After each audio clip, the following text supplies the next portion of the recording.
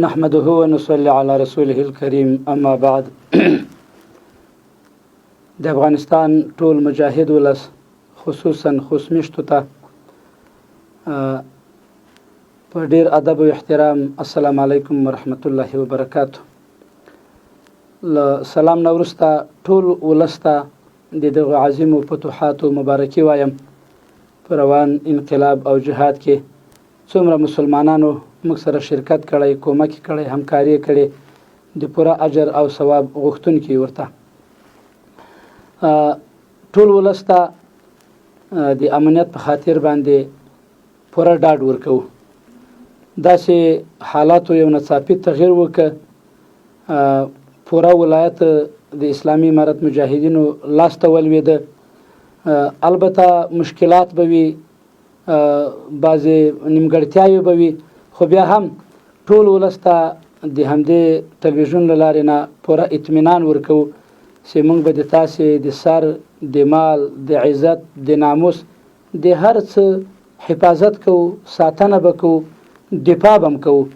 موږ د تاسې د امنیت په خاطر، تاسې د سر ساتنې په خاطر، تاسې د مال، عزت او ناموس ساتنې په خاطر 100 کلنه مبارزه وکړه. دلته امنیت نه و، د چا مال، د چا عزت، د چا جایداد نه و خوندي. په همدې خاطر موږ د دې ولس لپاره قربانۍ ورکولې. داسې اوس د واک چارې موږ ته وسپارل شوې. انشاءالله موږ ټول ولس ته پوره اطمینان ورکوو چې موږ به د دوی هر قسم امنیت نیسو. د امنیت لپاره موږ په مختلفو ځایونو کې خپل ملګري د اسلامي امارت عساکر هغه معذب کړي دي، هغوی ته وظیفه ورکړې ده چې د هرې ناوړه پیښې مخه به نیسئ او عاجل به خپلو ځایونو ته ځانونه رسوئ. دوهمه موضوع، نن د خوست په ولایت کې د ملي بیرغ په اړه باندې یوه موضوع د ځوانانو له طرفه راپورته شوې وه.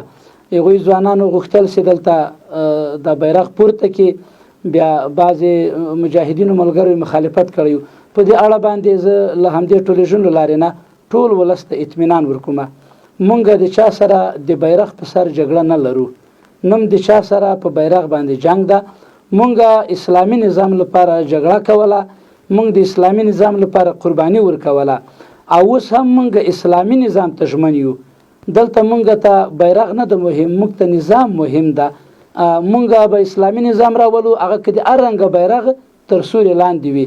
د بیرغ په اړه به د اسلامي امارت مشرتابه وروسته پریکړه کوي چې د هیواد ملي بیرغ د کوم وي. اما په اوس حالاتو کې مونږ د هیڅ بیرغ مخالفت نه کوو. خپلو ټولو ملګرو ته توصیه وکړه، که د چا په موټر دا بیرغونه وو، که د چا په ودانیو وو، که په کومه دولتي ودانۍ وو، دا بیرغ مه لرې کوئ، مه د چا سره مشکل جوړوئ. که څوک سپین بیرغ لګوي د موږ له طرف ورته اجازه ده، که څوک زرغون بیرغ لګوي د موږ له طرف ورته اجازه ده. خپلو ټولو موظفینو ته موږ توصیه وکړه، په ټولو باندې وګرځېدلو. انشاءالله آینده به د هیڅ چا سره په دې اړه باندې موږ نه مشکل جوړو او نه اراده لرو. او دریمه موضوع له موږ سره هغه د ښار امنیت ته، د ښار وضعیت ته، په دې اړه باندې هم موږ جدي بحثونه کړي دي، ناستې مو کړي دي، معذب کسان مو ګمارلي دي. انشاءالله ورځ نه ورځ ته به حالات ښه کېږي، امنیت به ډاډمنېږي او پوره اطمینان درکوو چې انشاءالله موږ به دغه ټولې چارې د سمون طرف ته بیایو. داسې ابتدایي حالات دي، خامخا بعضې نیمګړتیاوې، بعضې کمزوریانې به وي. نو د دغه تلویزیون له لارې نه زه د خوست په ټولو ځوانانو باندې غږ کوم چې دا هیواد د موږ او تاسې ګډ کور ده، په موږ او تاسې باندې ګډ د حق لري. تاسو نه غوښتنه دغه ده، موږ سره د هیواد په پرمختیا کې کومک وکړئ، موږ سره د هیواد په جوړونه کې کومک وکړئ، موږ سره د امنیت په راوستلو کې کومک وکړئ. ځوانان د ټولنې د ملا د تیر حیثیت لري. موږ کې چې کومه نیمګړتیا راځي، مظاهرو مخالفتو ته ضرورت نشته. موږ دروازې شپه ورځ تاسو په مخ باندې خلاصې دي. موږ سره ستونزه شریکه کوي، تاسو ستونزه به حل کېږي.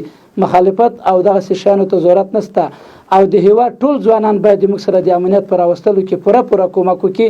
که د موږ ځوانان موږ ترڅنګ ودرېږي، موږ سره د امنیت پر راوستلو کې دوی ملاتړ وکړي، کوشش وکړي، د ولایت به پر امنه ولایت وي. دلته به د چا وینه نشي تویه، دلته به د چا مال نشي ضایع، دلته به هیڅ چا ته تکلیف نشي پیښ. دا به د موږ سره د ځوانانو همکاري وي، د موږ سره به مرسته وي. اما که ځوانان دغسې خودغرضه کارونه کوي او دغسې د اسلامي امارت مخالفتونه کوي نو کېدای شي بیا پیښې رامنځته شي دغه پیښو مسؤلیت به د دوی په غاړه باندې وي ولې موږ دوی ته پوره اطمینان ورکوو او د دوی غوښتنې به موږ منو چې انشاءالله مشکلات به نه ایجادوو او مشکل به نه جوړېږي. اما بعضې موږ ته راپورونه راځي بعضې استخباراتي کړۍ بعضې خودغرض اشخاص هغه د دغو خلکو تر شا وي هغه د پیسو یا د بل لالچ له مخې نه بعضې ځوانان دې ته هڅوي چې هغه مخالفتونه رامنځته کړي هغه یو ناوړه وضعیت رامنځته کړي.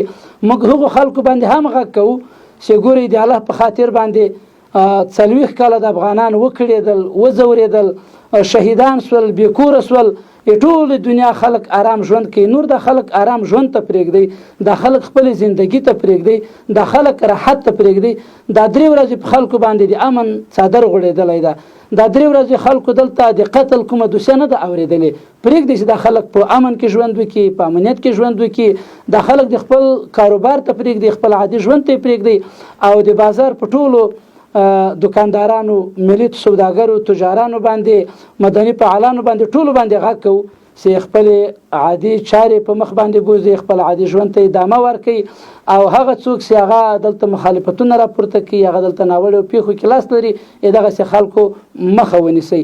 السلام علیکم ورحمت الله وبرکاته.